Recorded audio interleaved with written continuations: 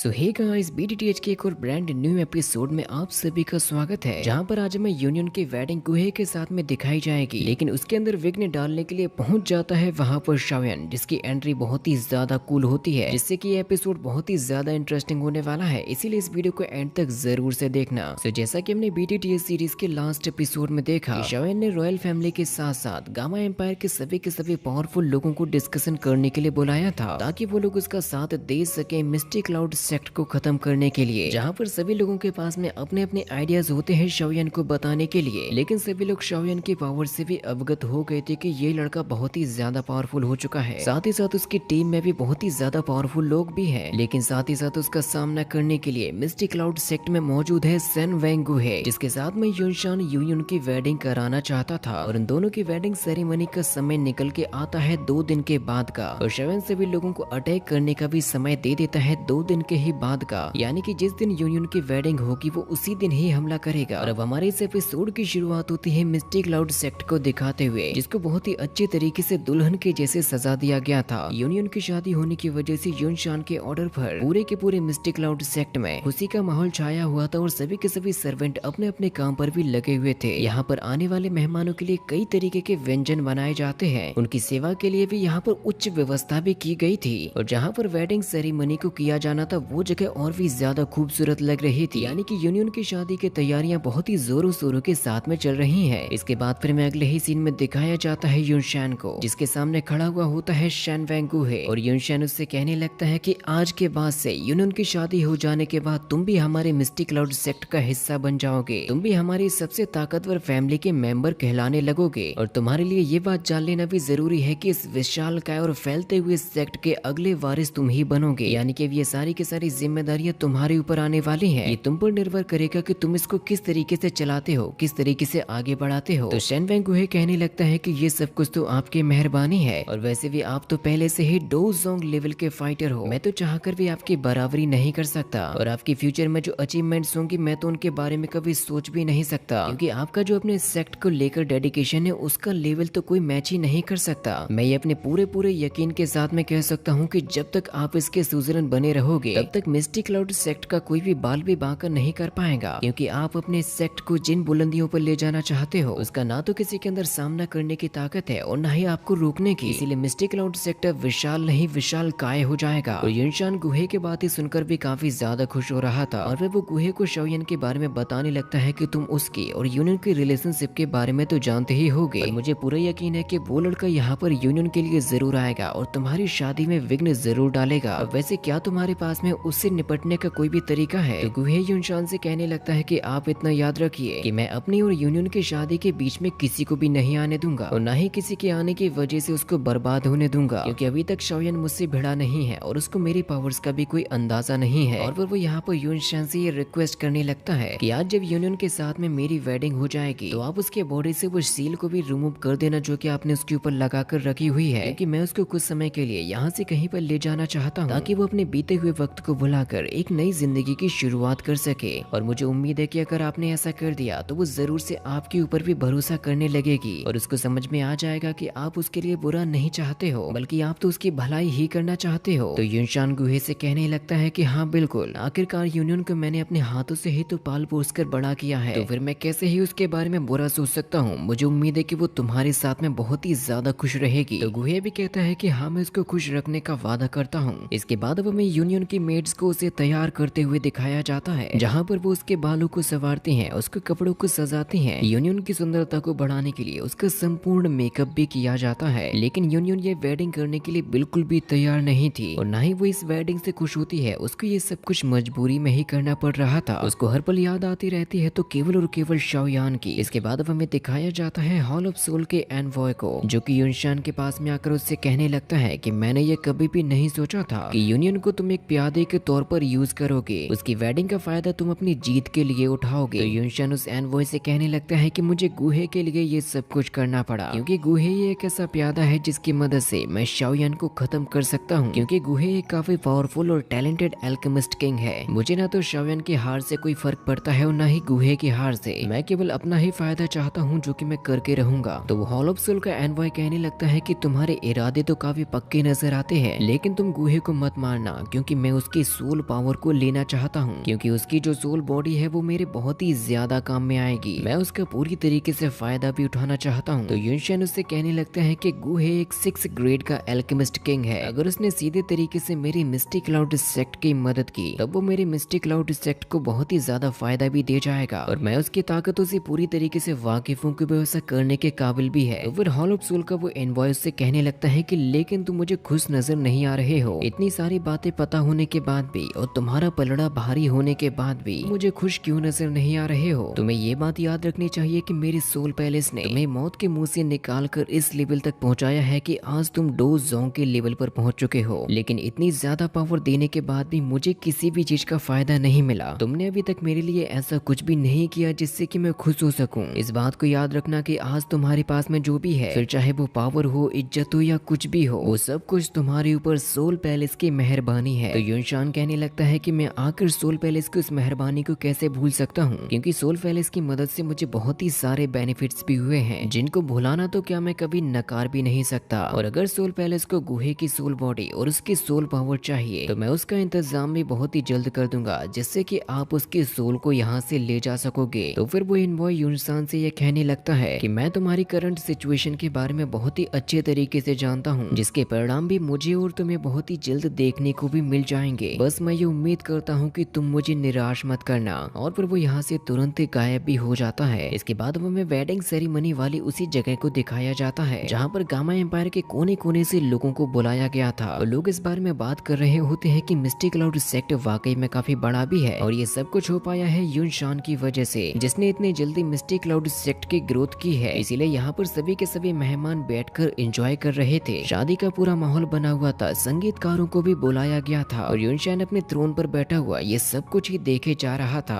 और खुश हो रहा था कि सब कुछ एकदम ठीक चल रहा है। जिसके बाद फिर ये अनाउंसमेंट की जाती है कि जल्दी से दुल्हन को बुलाया जाए, वरना विवाह का शुभ मुहूर्त भी निकल जाएगा। गुहे मन ही मन खुश होते हुए इसी इंतजार में खड़ा हुआ था कि अब उसके सामने आ रही होती है यूनियन, जिसकी एंट्री को यहाँ पर बहुत ही ज्यादा खूबसूरत तरीके से दिखाया जाता है। चारों तरफ एक बहुत ही सुरीली मध्यम हवा प्रवाहित होने लगती है। विवाह के अनुकूल प्रेममय संगीत भी बजाए जा रहे थे। यूनियन के आते ही उसके ऊपर पुष्पों की वर्षा भी कर दी जाती है, जो कि उसकी एंट्री को और भी ज्यादा खूबसूरत बना देते हैं। लेकिन ये सब कुछ होते हुए यूनियन जरा से भी खुश नहीं थी। सभी लोगों की नजर एंट्री लेती हुई यूनियन के ऊपर पड़ती है, और युनशान भी ये सब कुछ देखकर काफी खुश हो रहा था। लेकिन गुहे से तो रहा ही नहीं जाता और वो अपने कदमों को आगे बढ़ाने लगा था। इस सेरेमनी को अटेंड करने वाले लोग भी यूनियन और गुहे के बारे में बातें कर रहे थे, और फिर यूनियन अपने हल्के कदमों को लेते हुए फाइनली पहुंच जाती है गुहे के पास में, जहाँ पर विवाह की रस्म को पूरा करने के लिए उन्हें सांस्कृतिक वस्तुएं भी प्रदान की जाती हैं। और इस खूबसूरत नजारे को देखकर युनशान खड़ा हो जाता है और वो कहने लगता है कि दुल्हन के परिवार की तरफ से मैं यहाँ पर आए हुए सभी के सभी मेहमानों का स्वागत करता हूँ, और हमारी मिस्टिक क्लाउड सेक्ट में पधारने के लिए आप सभी लोगों का बहुत बहुत शुक्रिया। और युनशान की बातों को सुनकर सभी लोग भी खुश हो रहे थे। युनशान कहता है कि जितने भी लोगों ने इस विवाह में खुद को प्रस्तुत किया है, जो कि मेरी सबसे प्यारी स्टूडेंट यूनियन और शैनवैंग गुहे के बीच में होने को जा रही है, लेकिन उसको इस बात का कोई भी अंदाजा नहीं होता कि अब यहाँ पर क्या होने वाला है। इसके अगले ही पल फिर यूनियन और गुहे की शादी को शुरू कर दिया जाता है, जिससे कि आसमान में आतिशबाजी कर दी जाती है कि अब ये खुशी का माहौल आ चुका है। गुहे के साथ साथ सभी के चेहरों पर खुशी छा जाती है, लेकिन यूनियन के चेहरे पर वो खुशी नहीं आती। लेकिन जो बंदा इस सारी चीजों का अनाउंसमेंट कर रहा था वो अपने आप ही चुप हो जाता है, और शवेन सीधा अटैक कर देता है युनशान के ऊपर। लेकिन युनशान ने बैठे बैठे ही उसकी स्वॉर्ड को डॉज करके काफी दूर फेंक दिया था, जिससे कि चारों तरफ ही सन्नाटा छा जाता है कि आखिर यहाँ पर ऐसा क्या हुआ। इसके अगले ही पल यहाँ पर एंट्री होती है शाओयान की अपने सभी के सभी साथियों के साथ में, जिन लोगों से शाओयान चिल्लाते हुए कहने लगता है कि यहाँ पर शादी हो रही है, ये वेडिंग करने का नहीं बल्कि युनशान का फ्यूनरल करने का वक्त है, जो कि आज मैं अपने हाथों से ही करूंगा। और उसकी इस खतरनाक एंट्री को देखकर सभी के सभी लोग चौंक चुके थे। और इसके आगे जो शाओयान और गुहे के बीच में फाइट होने वाली है वो हमें नेक्स्ट पार्ट में दिखाई जाएगी, जो कि बहुत ही जल्द आ जाएगा।